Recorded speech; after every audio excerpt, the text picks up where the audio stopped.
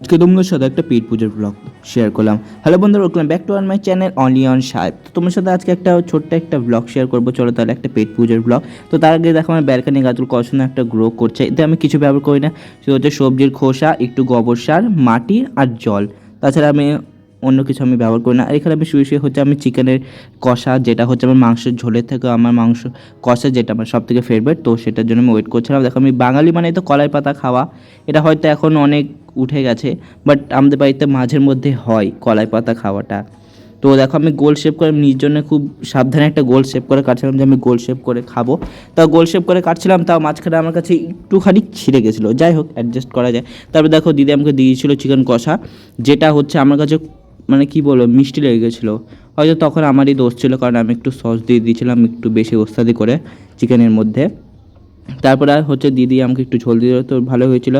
এইখানে দেখো হচ্ছে পোলাও করেছিল দিদি, বাসন্তী পোলাও, আর হচ্ছে চিকেন। তো আরও কিছু করেছিল, যেটা মাছও করেছিল দু রকমের। তো আমার যেহেতু চিকেন খাচ্ছি সেই জন্য আমি মাছ খাবো না, তো সেই জন্য আমি আর ওগুলো নিইনি। তো যাই হোক, আমি এইগুলো দিয়ে এখন আমি খাবো। আর পোলাওটা তো খুবই ভালো হয়েছিল। চিকেনের দিকে বলতে গেলে ভালো হয়েছিল, শুধু হচ্ছে একটু আমার তো যেহেতু আমরা বাঙালি বুঝতে পারছো, আমরা ঝাল খেতে ভালোবাসি।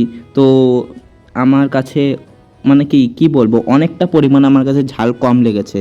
আমার দিদির কাছে মানে ঝালটা কম লেগেছে একটু, আমাদের কাছে মিষ্টি মিষ্টি হয়ে গেছিলো। আর একটু লবণটা একটু বেশি হলে ঠিক হতো, অবশ্য আমারই দোষ, কারণ লবণটা যখন টেস্ট করতে দেয় তখন আমারই ভুল। ঠিক আছে, লবণটা মানে, কিন্তু ঝালটা অনেকটা কম হয়ে গেছিলো। তো যাই হোক, দেখো আমরা খেতে বসে গেছি। আর আমি লেবুটা নিয়েছিলাম, কারণ হচ্ছে বাসন্তী পোলাওর সাথে লেবু চুপে খাচ্ছিলাম, তো ভালো লাগছিলো, একটা আলাদা রকমের টেস্ট আসছিলো। আর যেহেতু আমার ছোট দিয়ে আমাদের বাড়িতে আবার এসেছিলো, আমাদের বাড়িতে এখন থাকবে দিদি কিছুদিন পরে, পরে বলবো কথাগুলো পরের ব্লগে যে কেন। তো সেটা তোমাদের সাথে পরের ব্লগে শেয়ার করবো। দেখো সাদা ভাতও হয়েছিল, আর এটুকু আমি লাস্টে বাঁচিয়ে রেখেছিলাম খাওয়া বলে। আমার কাছে কিন্তু পোলাওটা কিন্তু অসাধারণ ভালো লেগেছিলো, শুধু চিকেনটা যদি একটু ঝাল হতো তাহলে আমার কাছে আরও ভালো লাগতো, কারণ ঝাল ঝাল মাংসটা আমার কাছে ভীষণ ফেভারিট। আর লেবু চেপে খাচ্ছিলাম, তো একটা আলাদা রকমের একটা টেস্ট আসছিলো, যেটার জন্য আমার কাছে ভীষণ ভালো লাগছিলো। শুধু আমার কাছে মাংসের ঝালটা একটু কম লাগছিলো। তো আমি আর আমার দিদি দেখো হচ্ছে এখানে বসে বসে খাচ্ছিলাম। তো আমার দিদি বলছিল ভিডিওতে আসবে না, তাও আমি দেখো আমার দিদিকে বারবার ভিডিওতে এনেছিলাম। বলছে তুই খাচ্ছিস আর সবাইকে দেখাচ্ছিস, আমাকে দেখাস না, তুই নিজেকে দেখা। আরও রকমের কথা বলছিলাম। সেদিনকে আমাদের মাঝে মানে কি আমাদের সবার মাঝখানে অনেক রকমের কথা হয়েছে, অনেক হাসি ঠাট্টা। সেদিনকে দিনটা আমাদের খুবই ভালো গেছে।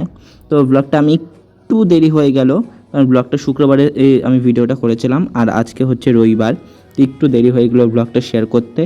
ছিলাম আমার দিদিকে জ্বালাচ্ছিলাম। তো তাহলে আজকে ভিডিও আর বাড়ছে না, আজকে ভিডিও এটুকু দেখার জন্য আজকের মতো বাই। আর যদি চ্যানেলটিকে সাবস্ক্রাইব করে যেও। Thanks for waiting.